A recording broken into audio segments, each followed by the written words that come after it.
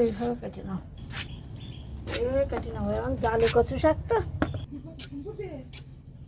কচু শাকগুলো এই তেলের কড়াইতে দিয়ে দেবো, জল দেবো, শুধু এই রসুনগুলো থেঁতো করে নিলে হয়ে যাবে।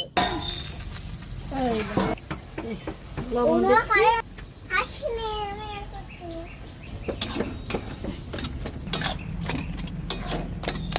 ঝালগুলো এইভাবে কেটে নিচ্ছি।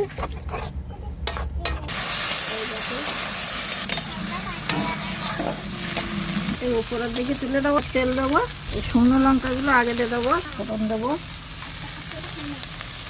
পেঁয়াজ দেবো, একটু রসুন দেবো,